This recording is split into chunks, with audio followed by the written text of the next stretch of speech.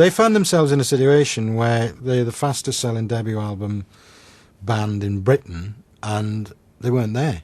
You know, within days, they didn't even have time to bask in the glory of that or get smug about it, because they were driving round toilets in the Midwest of America saying, hello, Salt Lake City, and basically starting from scratch again in a huge country. It was our first American proper tour. We did bad gigs in Los Angeles and New York. We got off on the wrong foot with the Americans. The night before was this big party in LA, and the record label had taken everybody out and blah, blah, blah, blah, blah, and some had partied more than others. So when it came to the night of the performance, they weren't at 100% their best, really. Everybody got a different set list, which didn't help. Mine was from the previous tour.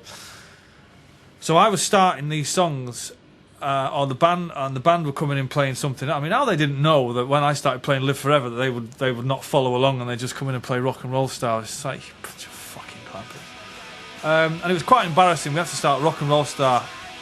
It was a few times, and it was the first song in the set, and I went out and started something else.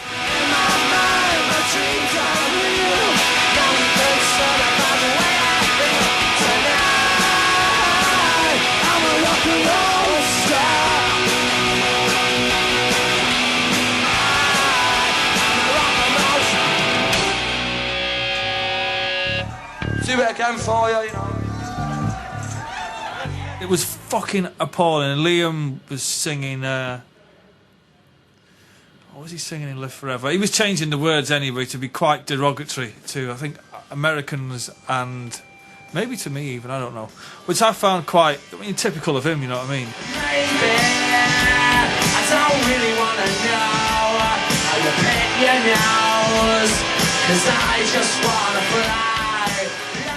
So, in the dressing room afterwards, being the way that I was then, I wouldn't have stood for that. And I think something was said, and a chair might have been thrown across the dressing room.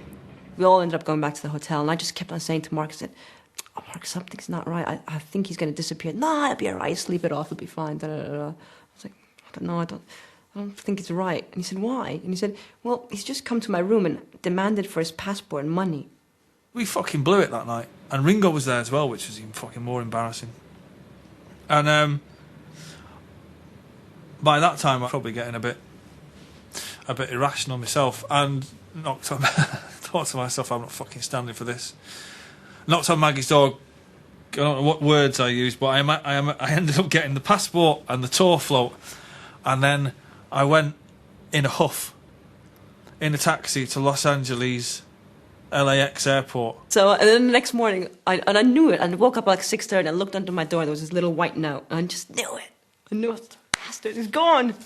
I went to San Francisco, and I made the mistake. I was going to go on the run. It was going to go on the run, and it was going to be fucking ace, man. It was going to do me Hunter fucking Thompson Fear and Loathing thing. I was going to become a fucking legend, and I was just going to disappear, and that was it. Open a bar in Mexico.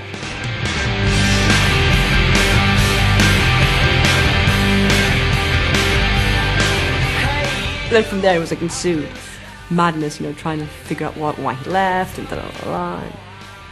He got on the plane, disappeared, and we thought, God, that's the end of it, you know. And we tried all means of contacting him, finding him, and, you know, when we do find him, who's going to deal with him? It's like, you know, this is a heavy one. Well, the man to do it was Tim Abbott, you know. I got a phone call, 5:30 in the morning. I made the mistake of phoning somebody to let them know I was all right. 5 hours later, I'm in Gatwick, flying out to Los Angeles, and I was there with the clocks going back, you know, what seemed but a trifle, and walked in the hotel, the Mondrian, where me and Alan used to stop a lot, McGee, and tear it up a bit, and I'd always been on there on really high notes, and there was this broken band, this real battered band, and it was like, oh, it's a joke, innit? Where's the chief? And they've gone, no, he's properly fucked off this time. He kind of left without paying his extras, so I went down and paid his extras and had a look at, because the extras printed out what phone numbers he had last rung. So, so me and Marcus did all the investigators. We kind of tracked him down. We knew he went back to San Francisco. And out of the blue, Tim Abbott turns up at this flat in San Francisco. And he tells the story that somebody let him in and he's walking up the stairs and he was expecting me to be lying in a heap in the middle of the floor going, my band, I fucked it up, fucking... And he came in, he said, I was just sat there with a bottle of Jack Daniels. And he went, all right, man. I just went, I'd say all right, man, what are you doing? And he's like, and I was like, yeah, fucking fancy going to Las Vegas.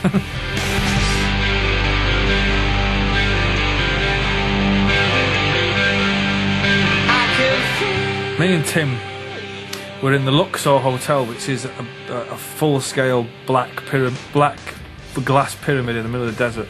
It's supposed to be... it's a scale model of the Great Pyramid in Giza. We were on the 654,000th floor, something.